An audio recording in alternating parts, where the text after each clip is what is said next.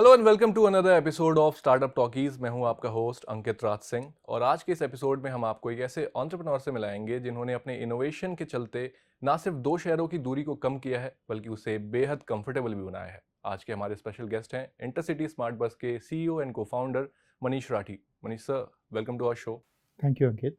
और I think sir I start with की how's life as a founder कैसा चल रहा है, लाइक अभी क्या कुछ चीज़ें हो रही हैं लाइफ में? सो अगर आप पूछो कि फाउंडर आज के दिन कैसे हो रहा है, तो आज के दिन टिपिकली एक जो स्टार्टअप करता है उसका एक आइडिया रहता है, फिर वो आइडिया को धीरे धीरे एक विजन में कन्वर्ट करता है। वो एक जो जर्नी है, अब जो स्टेज हमारी है एज ए कंपनी, हम एक बहुत बड़े विजन की तरफ सोच रहे हैं, देख रहे हैं कि इंडिया में ट्रैवल कैसे होगा, इंडिया में क्या क्या चैलेंजेस आएंगे, इंडिया में कैसे लोग ट्रैवल करेंगे लॉन्ग डिस्टेंस, जैसे बोला उनको क्या क्या फैसिलिटीज़ चाहिए, ये सब अब सोचने का और उसको एग्जीक्यूट करने का। दैट इज़ वेयर आज अगर आप पूछो मुझे मेरा टाइम कैसे बिजी होता है, तो इसी में जाता है। जी, तो मतलब अभी पूरा टाइम लोगों को एक कंफर्टेबल जर्नी देने के लिए जा रहा है। हाँ, और क्या क्या आगे क्या क्या हो सकता है, क्या नए नए चैलेंजेस आ सकते हैं सर्विस, वो बस उसी की तरफ से, बट एक विजन की तरफ जो सोचा था, जो करना था, अब उसके तरफ एग्जीक्यूट करना है, वही एक अब चैलेंज रहा है। मनीष सर, इस पॉडकास्ट में, इस एपिसोड में आगे जाने से पहले हम थोड़ा पीछे चलते हैं सर। 2011 में चलते हैं जब आपने ये ट्रांजिशन स्टार्ट करा। आप एक टेक कंपनी में काम करते थे, फिर वहाँ से इंटरसिटी स्मार्ट बस को बनाना, वहाँ से किस तरीके से ये शुरुआत हुई, क्या रही जर्नी सर? हाँ, सो जब मैं टेक, आई थिंक पिछली कंपनी जो ग्लोबल लॉजिक में काम करते थे, तब तक ट्रैवल से हमारा ऐसा, मेरा एटलीस्ट पर्सनली ऐसा ज़्यादा एक्सपोजर नहीं था। वी वर टेक्नोलॉजी कंपनी थे, टेक्नोलॉजी पढ़ाई की थी, टेक्नोलॉजी समझ में आती थी, प्रोग्रामिंग समझ में आती थी। और उस टाइम पे मैं और मेरे जो आज पार्टनर है कपिल, एक बहुत सारे स्टार्टअप्स को हेल्प करते थे, और हेल्प करने के बाद में उनको अपना प्रोडक्ट बनाने की कोशिश ये करते थे। उससे काफ़ी एक्सपोजर मिल गया था कि एक आइडिया कैसे रहता है, उस आइडिया को एग्जीक्यूट कैसे करता है, बिजनेस कैसे बनाते हैं, तो थोड़ा एक्सपोजर मिल गया था। बट हम लोग, वो जो कहावत है, हम नदी के उस साइड में थे। फिर एक टाइम पे हमने देखा, सो कपिल और मेरा पर्सनल लाइकिंग एक कंज्यूमर स्पेस में ज़्यादा था। कंज्यूमर स्पेस की, कंज्यूमर फाइनली, अगर एक कंज्यूमर स्पेस एक बिग प्रॉब्लम स्टेटमेंट कि जिसको करोड़ों करोड़ लोगों को अगर उसके कारण इम्पैक्ट हो सकता है, तो ऐसा कौन सा प्रॉब्लम स्टेटमेंट है, उस पर कैसे काम करे, उसमें कैसे एग्जीक्यूट करे। तो तो जर्नी हमारी जो अब एग्जिस्टिंग जर्नी में, मुझे अभी भी हमको याद है कि करने के लिए हमको ऐसे कहीं पे हमने डेटा देखा कि इंडिया में करीबन, आई डोंट नो, करीबन आई थिंक जो अंदाज़ा नंबर है, करीबन 30-40 मिलियन लोग डेली ट्रैवल करते हैं। यार 40 मिलियन लोग डेली ट्रैवल करते हैं, थोड़ा सा मतलब मुंह में पानी आ गया, इस तरीके से मैं ये बोलूँगा करने के लिए। तो इनके लिए अगर ये कस्टमर बेस का अगर कुछ कर पाए, उनके लिए अगर कुछ बनाए, तो एक प्रोडक्ट बन सकता है कंपनी, और वो एक इम्पैक्टफुल हो सकता है। सो हमने पहली स्टेप, ये लोग लॉन्ग डिस्टेंस जो ट्रैवलर जो हम लोग बोलते हैं, दो सिटीज़ के बीच में ट्रैवल करने वाले, there are 3 popular modes in India. मतलब अगर मैं बोलूँ तो ट्रेन, बस और फ्लाइट्स। तो उस टाइम पे जब हमने चालू किया, तो हमको ट्रेन एक थोड़ा सा एक स्पेस ऐसा दिखा कि जहाँ पे वी फेल्ट कि देर आर सर्टन गैप्स को अगर हम लोग कुछ, और ख़ास करके इंफॉर्मेशन गैप्स, कि लोगों को पता लगना था कि मेरी टिकट कंफर्म होगी कि नहीं होगी, मेरी ट्रेन टाइम पे पहुँचेगी या नहीं पहुँचेगी, इस तरीके के क्वेश्चन थे। और हमको ऐसा लगा, अगर हमने इस क्वेश्चंस के अगर आंसर देना चालू किया, तो कुछ बन सकता। So we started our journey around in that way. मतलब वो जो कहावत है कि पील द ऑनियंस, एक एक ऑनियन अगर पील करते गए तो अंदर और समझ में आया, और समझ में आया। सो हमने सबसे पहला जो आज एक पॉपुलर रेल यात्री से चालू किया था। रेल यात्री पे, जहाँ पे आप ऐसा समझ लीजिए, जहाँ पे आपको इन्फॉर्मेशन मिलती है, ट्रेनों के बारे में इन्फॉर्मेशन मिलती है, आप चूज़ कर सकते हो, ये कर सकते टाइप का। तो उस तरीके से हमने चालू किया। एक रेल यात्री काफ़ी कॉमन प्लेटफॉर्म बन गया था। फिर जिस तरीके से वो ट्रेन ट्रैवल बढ़ते गया, तो हमको समझ में आया कि कंज्यूमर्स की नीड ज़्यादा है।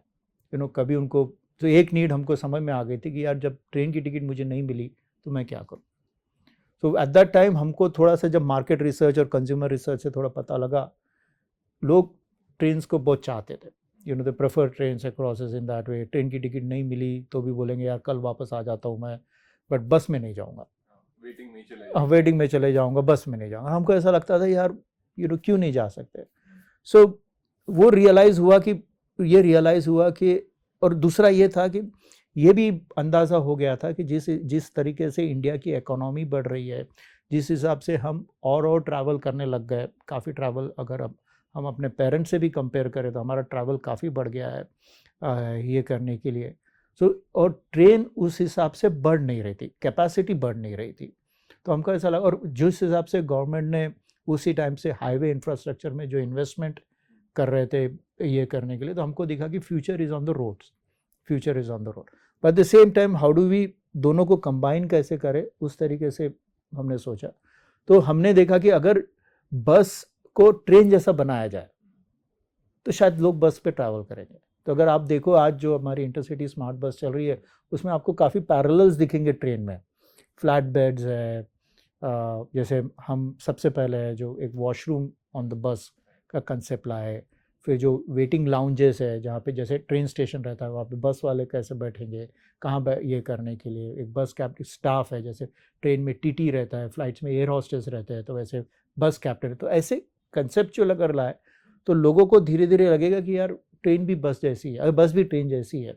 उस तरीके से वहाँ से वो जर्नी चालू है. मनीष सर, ये कितना ट्रांजिशन होते दिख रहा है? लाइक अभी भी ऐसा ही है इंडिया के अंदर कि वहाँ पे ट्रेन्स को ज़्यादा प्रेफरेंस मिल रही है, बट आप क्योंकि आप एक कंपनी रन कर रहे हैं, आपके पास डेटाज भी होंगे, तो कितना ट्रांजिशन देखने को मिल रहा है कि लोग बसेस की तरफ शिफ्ट कर रहे हैं? सी, हमको जो दिखता है करने के लिए फैमिली और लेजर वो ट्रेन्स को प्रेफर करते हैं कि खास करके सीनियर सिटीजन से बराबर है. पर जो फ्रिक्वेंट ट्रैवलर्स है, जो मेजॉरिटी ट्रैवलर्स है, वो जिस हिसाब से बस में ट्रेन में वेटिंग लिस्ट का चैलेंज आता है, उसके वो बसेस को प्रेफर करने लग गए. तो अगर आप एक अगर बिजनेसमैन हो करने के लिए, और आपको लेट्स से आप जैसे आप गोरखपुर से किसी को दिल्ली आना है और साल में 10 बार आना है, तो वो बस प्रेफर करेगा क्योंकि उसके डिसीजन है. लेकिन अगर गोरखपुर से दिल्ली साल में एक ही बार आना है तो वो शायद ट्रेन प्रेफर करेगा क्योंकि उसकी वो जर्नी है. तो जो फ्रिक्वेंट ट्रैवलर्स है वो बस की तरफ जाने लग गए हैं. तो एक तरीके से काफ़ी जो 5-6 सालों में हमने देखा है कि हाईवेज़ की क्वालिटी काफ़ी अच्छी हो गई है, बसेस की क्वालिटी काफ़ी अच्छी होने लग गई है. जो बसेस पहले 400-500 किलोमीटर के लिए चलने लगे थे, अब वो 650, 800-700 किलोमीटर की जर्नीज करने लग गई है ओवरनाइट. तो वो डिस्टेंस अब छोटा होते जा रहा है, तो लोग भी अब धीरे धीरे प्रेफर कर रहे हैं. और बस का एक दूसरा एडवांटेज ये भी आता है कि मोस्ट ऑफ द बसेस का जो राउट प्लानिंग रहता है वो आपके घर के नज़दीक से जाएगी. बिल्कुल. तो वो एक थोड़ा सा एक दूसरा एडवांटेज आ जाता है. अभी जैसे हम बात भी कर रहे थे मनीष सर, मैंने आपसे शेयर किया कि मैं दिल्ली टू गोरखपुर काफ़ी ट्रैवल करता हूँ, गोरखपुर से दिल्ली. तो मुझे भी ये प्रॉब्लम होती थी कि बसेस जो थी हाइजीनिक बसेस नहीं होती थी, इतनी कंफर्टेबल बसेस नहीं होती थी. उसके अलावा दूसरा ऑप्शन जो बचता है वो ट्रेन है. ट्रेन में आपको टिकट्स ईजिली अवेलेबल नहीं होती हैं, और फ्लाइट्स अगर आप बुक करने जाते हो तो यू पे अ मच हायर कॉस्ट. तो उसकी वजह से फिर मैंने इंटरसिटी डिस्कवर किया, I was sharing with you. तो ऐसे में सर किस तरीके से, ये कंपटीशन काफ़ी ज़्यादा है इस मार्केट में, बहुत सारे ऑपरेटर्स हैं, बस ऑपरेटर्स हैं, आप किस तरीके से यहाँ पे डिफरेंशिएट कर रहे हैं बाकी लोगों से? या सी, हमारा ये है करने के लिए कि at the end of the day service quality जो रहेगी, बस एक दो फैक्टर, एक है कि बस की क्वालिटी क्या है और दूसरी उसके ऊपर की सर्विस क्वालिटी क्या है. सो बस की क्वालिटी एक तरीके से इफ अगर आपने सभी ऑपरेटर्स अगर अगर जो बस ऑपरेटर्स है, बस ये करने के लिए सभी के पास में सेम बसेस है, वो सब सेम बसेस है, सेम लेवल की है उनका. बट जो सर्विस डिफरेंशिएशन की जो लेवल आती है उस पर हम लोगों ने फोकस किया है. हमने ज़्यादा फोकस किया है. जैसे ठीक है, जैसे फॉर एग्जांपल हम पंक्चुअलिटी के बारे में हमने देखा है कि जो रियली जो फ्रिक्वेंट ट्रैवलर्स है, सुबह रात को निकल के सुबह जाके अपना बिजनेस करना चाहते हैं, वो करने, उनको पंक्चुअलिटी बहुत इंपॉर्टेंट है. अरे वो पंक्चुअलिटी की तरफ फोकस किया. क्लीन बस चाहिए तय कर, तो क्लीनिनेस के इस पर फोकस किया है. जैसे खास करके रात के इसमें वॉशरूम का प्रॉब्लम जो इंडिया में आता है वो उसके तरफ फोकस किया है. तो ये जो एट्रीब्यूट्स ऑफ ट्रैवल के तरफ जैसे जैसे फोकस करना चालू किया, वहाँ पे इंटरसिटी का डिफरेंशिएशन बनने लग गया. कि ये आप पहले कस्टमर्स के प्रॉब्लम, मतलब मैं अगर एग्जांपल दूँ आपको, रात का ट्रैवल रहता है, कस्टमर को यहाँ तक की फिक्र रहती मैं खाना कहाँ खाऊंगा. अरे वो भी अगर आपने उनका प्रॉब्लम सॉल्व किया कि आप खाना हाइजीनिक खाओगे, कैसे खाओगे, तो वो सर्विस क्वालिटी की तरफ हमने फोकस किया है. उसके कारण लोगों को वो पसंद आने लग गया और वहीं पे हम डिफरेंशिएट करना चालू किए.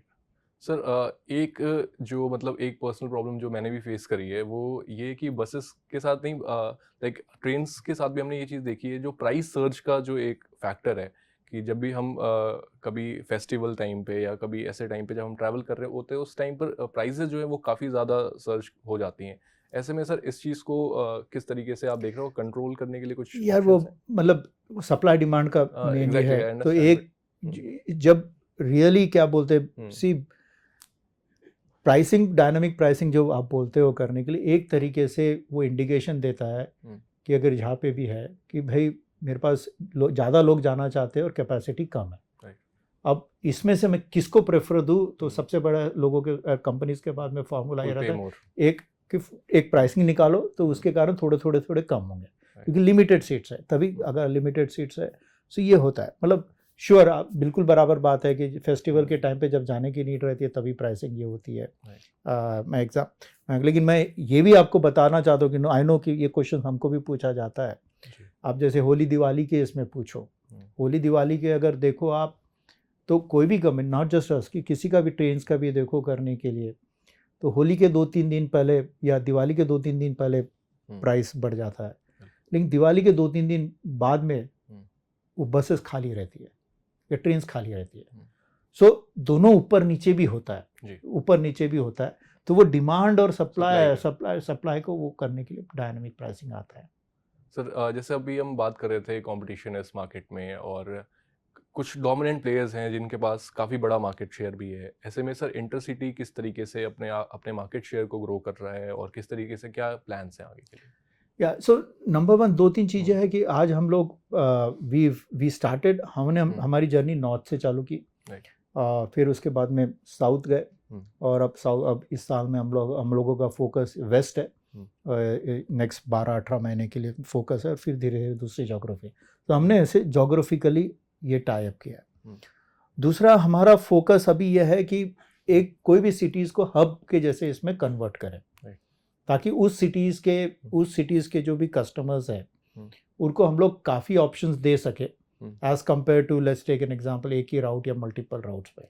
सो अब दिल्ली है तो दिल्ली से लेट्स से हमारी अगर कस्टमर्स है तो दिल्ली से लखनऊ, गोरखपुर, नॉर्थ, वेस्ट, जैसे जैसे बसेस है काफ़ी फैसिलिटी है। तो हमारा फोकस है कि इंडिया में जो हमने करीबन 14 हब्स आइडेंटिफाई किए हैं, उन 14 हब में से हम लोग 10 में ऑलरेडी है अभी, और 10 में हम लोग अभी ग्रो नेक्स्ट 12 से 18 महीने हम उसको ग्रो करने वाले हैं। और हम उसको वहाँ से जो भी 500-600 किलोमीटर की रेंज में जो भी टायर 2 टायर 3 टाउन्स हैं हब के लिए कनेक्ट कर रहे हैं। तो एक चीज़ मैं बताना चाहूँगा कि इंडिया थोड़ा सा इंटरेस्टिंग कंट्री इसके लिए है, इंडिया काफ़ी माइग्रेटरी कंट्री है। माइग्रेटरी कंट्री है मतलब जॉब्स अगर बोलो या बिजनेस बोलो वो 10-15 सिटीज़ में ही है। और जो ट्रैवल कर जो फैमिली है, जैसे यूरोप आपने बताया आप गोरखपुर के, लेकिन दिल्ली में आपका आप काम करते हो वगैरह, तो ये माइग्रेशन के लिए ज़रूरी। तो होप जो हमारा हब एंड स्पोक मॉडल है कि हब को बड़ा करना और उसके स्पोक्स जो टायर 2 टायर 3 को ग्रो करना, उस पर हम उस पर अभी फोकस कर रहे हैं। तो सर ये इंटरस्टेट जो ट्रैवल है वो किस तरीके से आप देख रहे हो, उसका एक्सपेंशन कैसे होने वाला है? जैसे आप बोल रहे हो कि जॉब मार्केट, माइग्रेशन और ये सारी चीज़ें, तो ऐसे में जो इंटरस्टेट ट्रैवल है वो तो फिर बढ़ने ही वाला है। हाँ, बढ़ने ही वाला है कि वो तो दिख ही रहा है करने के लिए कि काफ़ी लोग ट्रैवल कर रहे हैं। काफ़ी लोग जैसे दिल्ली अगर है तो कहाँ से लोग आते हैं, दिल्ली बॉम्बे पकड़ लो, तो ये इनको अगर हम लोग प्रोवाइड कर सके 400-500 किलोमीटर, आज 500-600 होगा, कल हो सकता है 600-700 किलोमीटर हो सके, उस तरीके से। तो उसके स्पोक्स को कनेक्ट करने का हमारा अभी गेम प्लान है कि उसके वो कोई भी अगर आज पकड़ा है, जैसे हमने भी हैदराबाद पकड़ा है, तो हैदराबाद के लोग कहाँ ट्रैवल करते हैं, कहाँ से जॉब करने हैदराबाद आते हैं, वो वाला वैसा आइडेंटिफाई करके उसको हम लोग कनेक्ट कर रहे हैं एज कम्पेयर टू आइडेंटिफाई कि एक चलो इस राउट पे चला लेते हैं। तो एक सिटी की नीड कैसे सेटिस्फाई करे, खास करके जहाँ पे जॉब्स है, जहाँ पे ज़्यादा लोग ट्रैवल करते हैं, ज़्यादा लोग रहते हैं जॉब्स वगैरह करने के लिए, उसको कैसे ये करें। राइट, जैसा कि मैं समझ पा रहा हूँ सर कि एक्सपेंशन प्लान काफ़ी अच्छा है और एक्सपेंशन प्लान है भी, और जैसे इंटरस्टेट ट्रैवल्स बढ़ते जाएंगे वैसे ही और एक्सपेंशन भी हमें देखने को मिलेगा। ऐसे में सर जो कंपनी के जो पुराने जो लाइक जो फंड जिन्होंने फंड किया हुआ है, हमने देखा कि सैमसंग वेंचर्स और आई थिंक एक और वेंचर फंड है, उन्होंने फंड किया हुआ है। ऐसे में ये इनके साथ आपके कैसे रिलेशन चल रहे हैं, और आगे क्या कोई प्लान है लाइक पब्लिक मार्केट में आने का, लिस्ट करने का? डेफिनेटली पब्लिक या आई थिंक जैसे सर नीड है अभी क्या?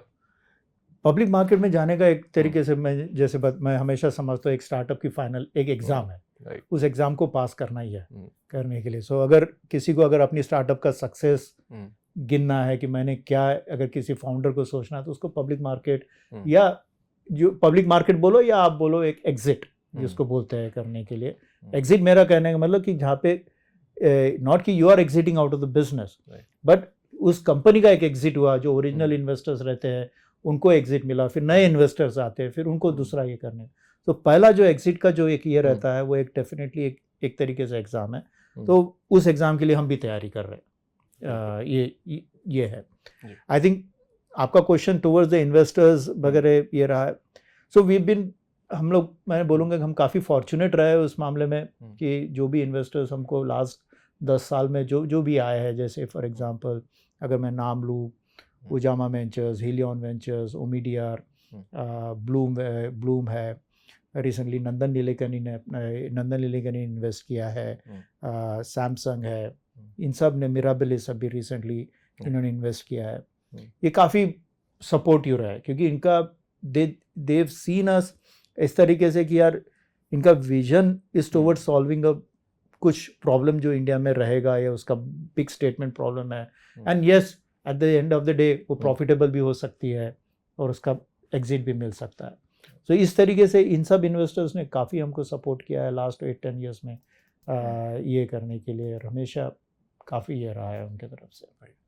एक और बात होती है सर कि क्योंकि आप टेक बैकग्राउंड से हैं और अभी फ़िलहाल आर्टिफिशियल इंटेलिजेंस की काफ़ी बात हो रही है, और आई थिंक कि सारे जितने भी स्टार्टअप्स हम आजकल कवर कर रहे हैं वो सभी कहीं ना कहीं एआई को इंटीग्रेट कर रहे हैं, या तो कस्टमर एक्सपीरियंस के अंदर या अपने दूसरे ऑपरेशंस में उन्हें इंटीग्रेट कर रहे हैं। इंटरसिटी स्मार्ट बस किस तरीके से टेक्नोलॉजी या फिर एआई को यूज़ कर रहा है, या फिर जो कस्टमर्स को जो फीडबैक जो देना है, क्या उसमें किसी तरीके का एआई यूज़ हो रहा है या फिर?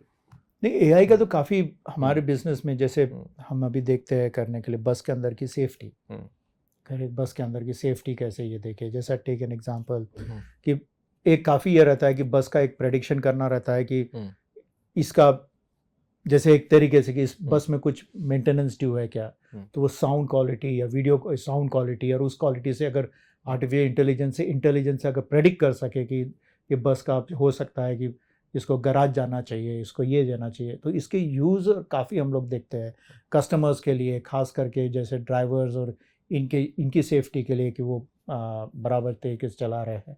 उनके एवेन्यूज़ काफ़ी है जहाँ पे artificial intelligence as a problem statement हमको ये करना है।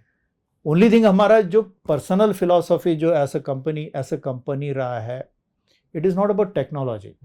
हमारा कहना था टेक्नोलॉजी का ऐसा नहीं, it has to solve a problem, कि प्रॉब्लम क्या है, उस प्रॉब्लम के लिए अगर एआई बेस्ट तरीका है, बेस्ट है।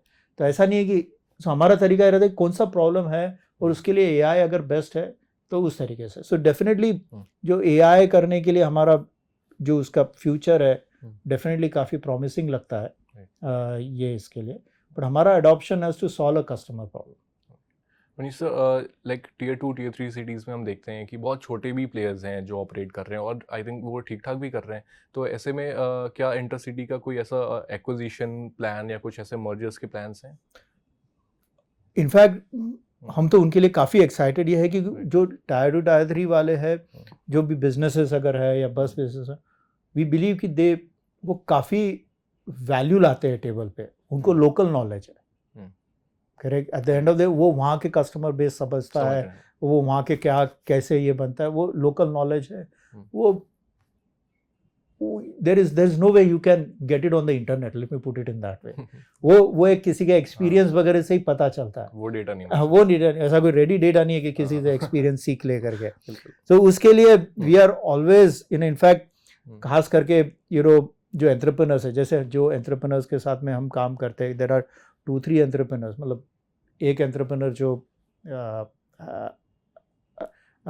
बैंगलोर से है, he was a college drop out, college pass किया, बस में ये किया मैं बस, and now he is built up अ बस लाइक 14 बसेस की, पिछले 2 साल में 14 बसेस की बसेस चला रहा है, मतलब बट व्हाट ही, उसका नॉलेज था कि मैं ऑपरेशन संभाल सकता हूँ वगैरह टाइप के। तो ऐसे एंटरप्रेन्योर्स हमारे पास में, हम उनके साथ में काफ़ी ये काम कर रहे हैं, क्योंकि एक तरीके से हमारा ये है कि हम टेक्नोलॉजी ला सकते हैं, हमारा एडवांटेज टेक्नोलॉजी का है, हमारा advantage let's say business knowledge का है, प्रोसेसेस का है। उनका जो एंटरप्रेन्योर्स का लोकल नॉलेज है, इस लोकल है कि मुझे अगर कैसे चलाना और कैसे ग्रो कर सकते हैं। तो उन लोगों के साथ में हमारा एक तरीके से काफ़ी विन विन रिलेशनशिप बनता है, और हम लोग काफ़ी प्रेफर करते हैं खास करके यंग जो ये है, जो एक स्केल समझना चाहते हैं but at the same time want to understand technology से बिजनेस कैसे बढ़ता है वगैरह करने के लिए। So we been working with many of those now. Right, तो आई थिंक कि अगर कोई यंग एंटरप्रेन्योर है जो इस बस ऑपरेटिंग सर्विसेज में या फिर यहाँ पे एंटर करना चाहता है, तो आई थिंक सर आपसे कनेक्ट कर सकते हैं। मैं आ जाऊँगा मिलने। अच्छा, बिल्कुल, तो मनीष सर आपके पास पहुँच जाएंगे जी। सर एक चीज़ और, जहाँ पे एक टाइम आया कोविड में, हमने देखा कि मतलब सारे बिजनेसेस अफेक्ट हुए, लेकिन जो बसेस का जो बिजनेस था, क्योंकि ट्रेन तो फिर भी मतलब गवर्नमेंट ऑपरेटेड है, तो बस ऑपरेटर्स को काफ़ी नुकसान हुआ उस समय पर। वो टाइम कैसा था इंटरसिटी के लिए, फिर वहाँ से कैसे पुल बैक आया, क्या थॉट प्रोसेस क्या चल रहा था सर उस टाइम पे? यार हमने पहली बस 2019 करीबन फरवरी में चलाई थी, पहली इंटरसिटी बस 2019 में भी थी, and let's say February of 8-10 या 12 महीने में कोविड चालू हो गया था।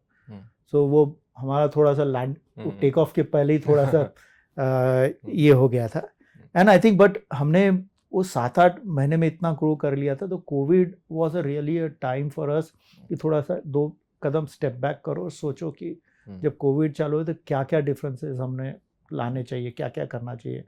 तो एक तरीके से हमने कोविड का काफ़ी यूटिलाइज किया कि थोड़े से टेक्नोलॉजी पीसेस वापस से बनाना, क्योंकि सीख गए थे कि ऐसे चलती है बसेस, ऐसा ही प्रॉब्लम है। तो काफ़ी टेक्नोलॉजी का प्रोसेसेस का काफ़ी एडवांटेज मिला हमको। ऑफ कोर्स इट वाज मतलब अगर बोलना चाहे तो काफ़ी once in a life time type का वो एक्सपीरियंस था कि बिजनेस पूरा बंद है, इसका ये है जो आप बता रहे हो, काफ़ी लोगों का नुकसान ऑपरेटर शुरुआत करते ही हुआ है करने के लिए। तो एट दैट टाइम मतलब कभी कभी वो जैसे आपने पूछा मुझसे कि इन्वेस्टर्स के साथ में कहते, तो उनका जो सपोर्ट ऐसे टाइम पे मिलना कि ठीक है देख रहे हैं, वो बड़ा मायने रखता है। This is where you really need them type का। सो उन्होंने काफ़ी सपोर्ट किया, काफ़ी यही दिया। और उसके बाद में जैसे जैसे कोविड से बाहर निकलते गए, सो कोविड में डेफिनेटली एक चेंज तो आई है कि travellers became more sensitive two things like hygienic, things like this thing को काफ़ी ये रखने लगे। और वो एक तरीके से हमको एडवांटेज भी मिला, क्योंकि हमारा भी फोकस उसी एरिया में थोड़ा ज़्यादा था। हाइजीन की तरफ देखो, ब्रांड कैसे बोलो, प्रोमिसेस की तरफ देखो, ये इसके लिए। सो वो एक थोड़ा एडवांटेज ही बना हमारे लिए। राइट, आई थिंक सर वहाँ से एक काफ़ी अच्छा पुल बैक आया। बट इंटरसिटी का जो मेजर जो बुकिंग है, आई थिंक वो रेड बस के थ्रू आती है, क्योंकि और आप भी एक ऐप ऑपरेट करते हैं, लाइक इंटरसिटी स्मार्ट बस का ऐप है, तो क्योंकि मार्केट शेयर बहुत ज़्यादा है, वहाँ से ही ज़्यादातर बुकिंग्स आती हैं, तो इसमें आप कैसे अपने ऐप को किस तरीके से आगे पुश करने वाले हो, क्या प्लान्स है सर? सी डेफिनेटली जो क्योंकि आई थिंक वहाँ से सर मार्जिन्स भी इम्प्रूव होंगे अगर आपके हाँ, ऐप के सो थ्रू। इनफैक्ट हम लोग ये क्लेम करते हैं और है भी बराबर, हमारी 30% बुकिंग्स हमारे प्लेटफॉर्म से ही आती है, विच इज़ अगर मैं आपको थोड़ा सा उसको कंपेयर करूँ, वो इंडिगो से भी ज़्यादा है। अगर किसी ब्रांड के जो ब्रांड अगर डायरेक्ट बुकिंग, तो 30% बुकिंग्स हमारा डायरेक्ट ब्रांड से आती है। और टिपिकली ये कहा जाता है, ये होता भी है, जैसे जैसे एक ब्रांड बढ़ता है लोग डायरेक्टली ब्रांड के साथ में काम करना चालू करते हैं, और वही फिनोमिना हम भी देख रहे हैं। तो अब धीरे धीरे हमारी भी ओन प्लेटफॉर्म से बुकिंग हो रही है, but at the same time जो न्यू कस्टमर बेस है, जो ये है वो OTAs जैसे रेड बस वगैरह जैसे है, उनसे भी वो आती है। सो दोनों का ही है। अब हमारा डायरेक्ट ब्रांड में डेफिनेटली जैसे कोई भी डायरेक्ट ब्रांड से ज़्यादा इन्फॉर्मेशन अगर आपने किया तो ज़्यादा इन्फॉर्मेशन मिलता है, ज़्यादा फैसिलिटी से समझ में आती है वगैरह टाइप का, वो एक एडवांटेज डायरेक्ट ब्रांड से आती है। कोई भी आप किसी भी फील्ड में देख लीजिए, नॉट जस्ट इन बसेस, जब आप डायरेक्ट ब्रांड से इंटरेक्ट करते हो या डायरेक्ट ब्रांड से कुछ कॉमर्स करते हो हम्म। तो उसमें थोड़ा सा एडवांटेज ज़्यादा मिलता है। सर इस एग्रीगेटर प्लेटफॉर्म्स को थोड़ा समझने की कोशिश करते हैं। जैसे रेड बस है, रेड बस ऑपरेट कर रहा है, largest booking platform I think. तो ऐसे में जिसके पास अगर कोई 3-4 बसेस की फ्लीट हो या कुछ ऐसा हो, तो अगर वो ऑन बोर्ड करना चाहता है रेड बस पे या फिर कहीं पे, तो क्या मॉडल है, किस तरीके से लाइक एग्रीगेटर प्लेटफॉर्म्स काम करते हैं ऑपरेटर्स के साथ? सो अगर एक एंटरप्रेन्योर हूँ, मैंने हम्म। 3-4 बसेस चलाना चाहता हूँ वो करने जी। के लिए, तो रेड बस जैसे प्लेटफॉर्म्स बहुत सही है उसके लिए। जी। कह रहे कि ना आपको एक तरीके से वो एक सपोर्ट मिल जाता है बिल्कुल। बुकिंग करने, तो वो एक अपना एक अलग सा चैलेंज रहता है। हम्म। ये चैलेंज अब थोड़ा सा रेड बस पे या किसी भी OTA प्लेटफॉर्म पे हो गया कि कंपटीशन बढ़ गया। Right. कह रहे तो आपको आपकी सर्विसेज कोई भी राउट पे जाओ कि क्यों अलग है, कैसी अलग है, उसके कस्टमर फीडबैक देख लीजिए, वो फीडबैक देख लीजिए, सर्विसेज वगैरह, उसकी तरफ अब आपको ज़्यादा ध्यान देना पड़ता है। क्योंकि इट इज़ लाइक आपके सामने हो सकता है 50 लोग खड़े हो, आपको अगर बसेस में आप कोई भी राउट देख लीजिए, दिल्ली गोरखपुर देख लीजिए, तो वहाँ पे 50 राउट है। तो आपको कैसे स्टैंड आउट हो क्वालिटी के हिसाब से, सर्विस डिलीवरी के हिसाब से, किस तरीके से स्टैंड आउट हो, वो किसी को भी, कोई भी बस ऑपरेटर को सोचना पड़ेगा और वो डिलीवर करना पड़ेगा। तो उनके लिए OTA डेफिनेटली प्लेटफॉर्म है, बट वो एक स्टार्टिंग है। बट उसके बाद में जो करना पड़ेगा, रेटिंग्स लाना है, सर्विस फीडबैक बराबर देना है, वो देना है, वो फिर उन्हीं की जिम्मेदारी बन जाती है। फिर वहाँ पे OTAs आपको ज़्यादा हेल्प नहीं कर पाएंगे। राइट। सर एक यंग लाइक जो अपने 20s या स्टार्टिंग के लाइक 30s में है, वो उनके POV से समझना चाहेंगे कि अगर कोई इस स्पेस में एंटर करना चाहता है, इसमें कुछ करना चाहता है, तो उसके लिए यहाँ पर कितना स्पेस है और किस तरीके से एंटर कर सकता है वो इस मार्केट में? ये इस स्पेस में खास करके organisation of the bus industry अगर मैं बोलूँ, मैं बाय द वे बस इंडस्ट्री बोलूँ, खास करके आप बोलो टेक से बोलो, प्रोफेशनलिज्म से बोलो, सर्विसेज से बोलो, इसमें काफ़ी स्कोप है। क्योंकि ये एक तरीके से अनटच्ड फील्ड था। यस, रेड बस ने या उनके जैसे प्लेयर ने बुकिंग ठीक कर दी है, लेकिन उसके बाद में काफ़ी चीज़ें हैं जो एक तरीके से, और हम देख भी रहे हैं, जैसे there are lot of entrepreneur की तो टेक्नोलॉजी से बस के तरफ क्या क्या बना सकते हैं, भले वो सेफ्टी है, कंफर्ट है, इसके अराउंड उन्होंने सर्विसेज चालू की है। सो एज अ स्पेस बस इंडस्ट्री, और खास करके लॉन्ग डिस्टेंस के इसमें ये है, बहुत स्कोप है। मतलब अलग अलग पीसेस में चलाने के लिए, अलग अलग पीसेस, भले वो फिर क्या बोलते, बस के तरफ देखो, बस की क्वालिटी के तरफ, मेंटेनेंस के तरफ आपके पास क्या सर्विसेज है, स्टाफिंग की तरफ देखो, या स्टाफिंग के जैसा टेक एन एग्जांपल, अभी बहुत बड़ा स्कोप है कि इफ़ यू कैन ऑर्गेनाइज जैसे प्रोफेशनल ड्राइवर्स है, उनको ड्राइवर की ट्रेनिंग प्रोग्राम्स कैसे करे, वो करे। ये एक तरीके से अपनी तरीके से एक इंडस्ट्री है, करे कि सेफ्टी कैसे चलाए, ये करने के लिए। तो ऐसे फूड, वो एक तरीके से अपने कैसे लोग हाईवेज पे कैसे अपना बिजनेस बना के ये करते हैं, बस के कस्टमर्स को कैसे ये करते हैं, वो एक अलग तरीके से अपनी एक इंडस्ट्री है। तो इसकी जो पेरिफेरल इंडस्ट्री है वो बहुत बड़ी है एंड काफ़ी स्कोप है। अगर किसी ने थोड़ा अगर किसी का कोई बैकग्राउंड अगर कोई भी एक एरिया में होगा तो वो कैसे इसमें बढ़ सकता है। आई थिंक सर जो 20-25 साल के जो लोग हमें देख रहे हैं उनके लिए हमने सब कुछ डिस्कस कर लिया है, बट एक सबसे बड़ा कंसर्न जो रहता है कि ठीक है मेरे पास आइडिया है, मैं कुछ स्टार्ट करना चाहता हूँ, बट फंड्स की बहुत दिक्कत होती है सर, क्योंकि टियर 2 टियर 3 सिटीज़ में जो बच्चे या जो यंग लोग जो बैठे हैं उनके लिए फंड्स एक बहुत ही बड़ा प्रॉब्लम है कि आखिर मैं शुरू तो करना चाहता हूँ बट ये फंड्स आएंगे कहाँ से, कैसे शुरुआत होगी। आपने कैसे शुरुआत करी सर, और वो कैसे फंड्स की जो दिक्कत है उसको किस तरीके से सॉल्व कर सकते हैं? वो कोई भी एक एंटरप्रेन्योर के लिए मैं हमेशा बोलता हूँ जो initial part of the journey है वो थोड़ी लोनली है, राइट। उसमें मतलब वो लोनली जर्नी को आपको ओवरकम करना ही पड़ेगा। लेकिन अगर क्या रहता है कि वो जो आपका आइडिया होगा उसको किसी स्ट्रक्चरली आपने उसको प्रूफ ऑफ कंसेप्ट बोलो, कोई भी आपने उसका डेमोन्स्ट्रेशन करके बता दिया, आपने ये भी बता दिया कि कैसे ये काम करता है, कैसे इसके इकोनॉमिक्स करते बढ़ते हैं, और अगर आपने ये भी बता दिया कि देखो भली 100 नहीं लेकिन मेरे 5 कस्टमर्स काफ़ी खुश है, वो बार बार यूज़ करते हैं, तो मैं एक तरीके से समझता हूँ इन्वेस्टर्स उनके पास में खुद आएंगे, करेक्ट। क्योंकि इन्वेस्टर्स भी at the end of the day भूखे हैं, उनको भी ऐसे एंटरप्रेन्योर्स चाहिए, उनको भी ऐसा ये चाहिए। हम्म, तो आई थिंक बहुत सारे लोग जब मैं इस तरीके से पूछते हैं तो पहली जर्नी आपको करनी पड़ेगी अकेले। हाँ, अकेले कुछ फ्रेंड्स के साथ में, जैसे भी बोलूँ पहली जर्नी। लेकिन एक दिन जब आपकी जर्नी में आएगा, मैं एग्जांपल देता हूँ कि इन्वेस्टर्स फिर वो मधुमक्खी के जैसे है, आपके उस स्मेल करते हुए आपके फूल की तरफ आ जाएंगे। आई थिंक इस एपिसोड से हम यही एक्सपीरियंस आप तक पहुंचाना चाहते थे, क्योंकि मेरे लिए भी ये काफ़ी टचिंग है, क्योंकि अब तक जो भी मैंने एपिसोड्स रिकॉर्ड किए सर, उसमें स्टार्टअप्स को, एक फाउंडर्स लाइफ को काफ़ी ग्लैमराइज करके दिखाया गया, बट जो आपने भी बात कही कि जो आपकी शुरुआत के जो दिन होंगे वो काफ़ी लोनली होने वाले हैं आपके लिए। हाँ, और और दूसरा मैंने देखा है करने के लिए कि मैंने आज तक कितने भी एंटरप्रेन्योर देखे होंगे, भले ही उनका बिजनेस फेल हुआ होगा, लेकिन लाइफ में वो आगे गए, कोई दूसरी जॉब कर रहे, उनका नया पर्सपेक्टिव बना, नया नॉलेज बना। तो मैं हमेशा ये सोचता हूँ कि एंटरप्रेन्योर के लाइफ, आपका बिजनेस भले ही चले नहीं चले, बंद करना पड़े, लेकिन आपकी लाइफ डेफिनेटली, आपका पर्सपेक्टिव, करियर, वो डेफिनेटली आगे बढ़ेगा और उसको कहीं ना कहीं किसी और को उसका फ़ायदा होगा और आप भी किसी और को फ़ायदा। तो मेरा ये रहता है कि एग्जीक्यूशन अगर आप सोचो मत, करना चालू करो, आपके पास में भी कोई ना कोई अपॉर्चुनिटी आएगी। ये जितने भी मैंने एंटरप्रेन्योर्स देखे हैं उसमें मैंने सबने देखा है कि उन्होंने चालू किया, कुछ स्टेज तक लेके गए, बट उसके बाद में कहीं ना कहीं उनको एक ऐसा लाइफ में एक टर्निंग पॉइंट मिला कि जहाँ से they went into a different now उस बिजनेस में गए या किसी और डायरेक्शन में गए, but they definitely went up,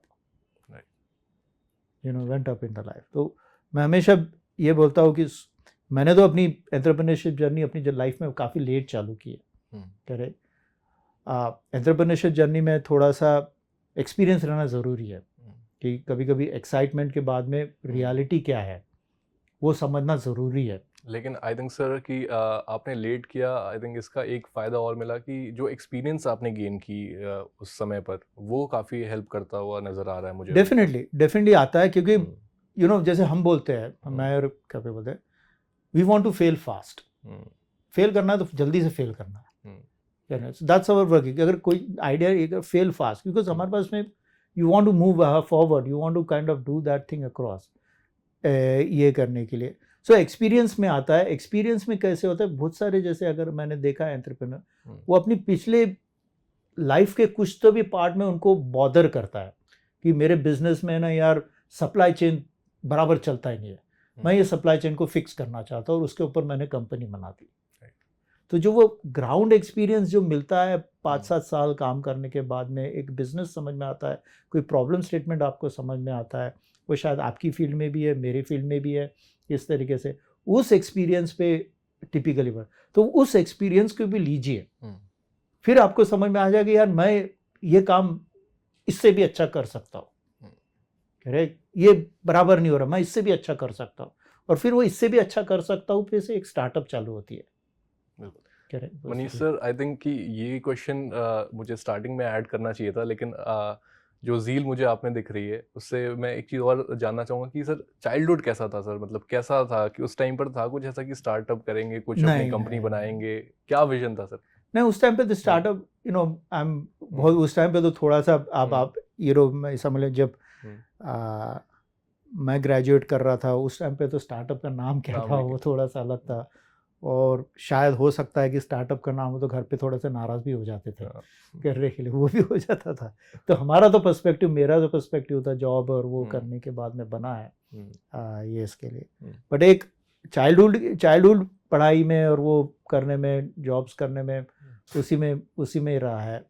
काफ़ी अलग अलग टाइप का काम करते हुए समझ में आया, एंड वो एक करते हुए फिर एक स्टेज पे जब पहुंचा कि करने के लिए कि अब मुझे ऐसा लगता है, हमको ऐसा लगता है कि हमको थोड़ा समझ में आया कि कोई बिजनेस को कैसे देखे, तब हमारा ये स्टार्टअप चालू हुआ।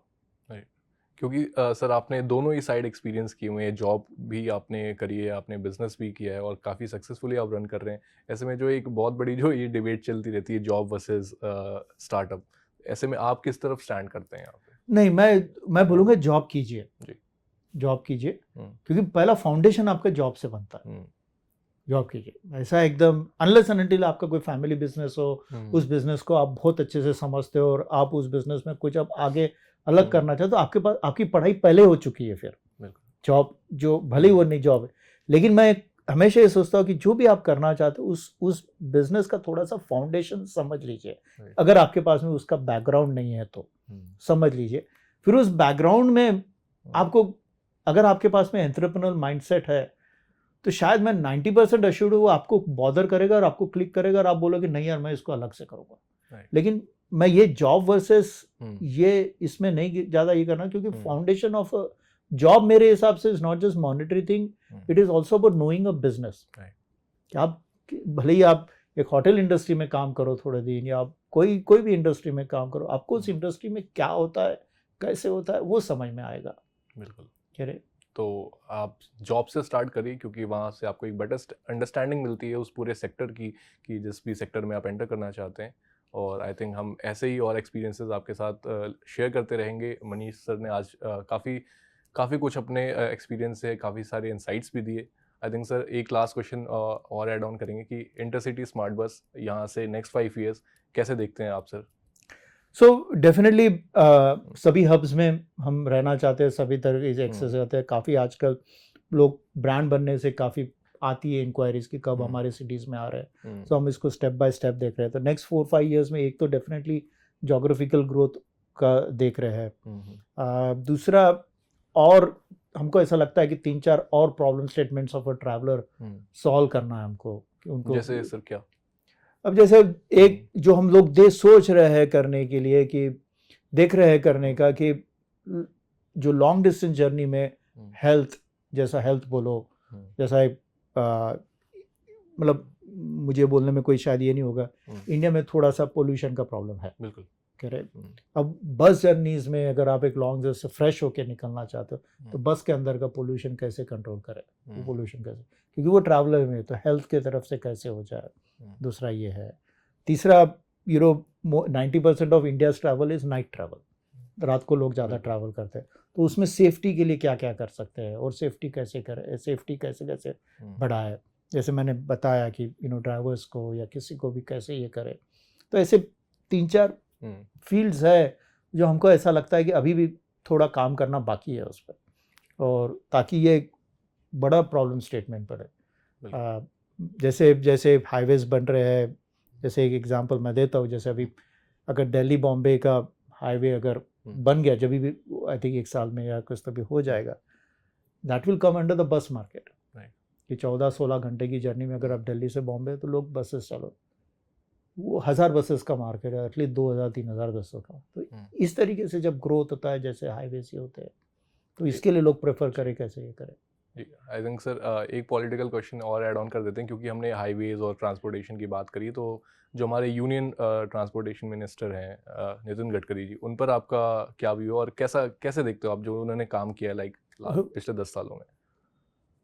मतलब I am sure Gadkari ji खुद एग्री करेंगे, उनके विजन और उनकी टीम का जो भी उन्होंने काम किया उसका फ़ायदा हम ले रहे हैं। बिल्कुल राइट। सो फ़ायदा हम ले रहे हैं। और आई थिंक इंडिया में जो हाईवे इंफ्रास्ट्रक्चर जो बन रहा है, ये बन रहा है, जो प्लानिंग है वो मोबिलिटी के लिए बहुत इम्पोर्टेंट है।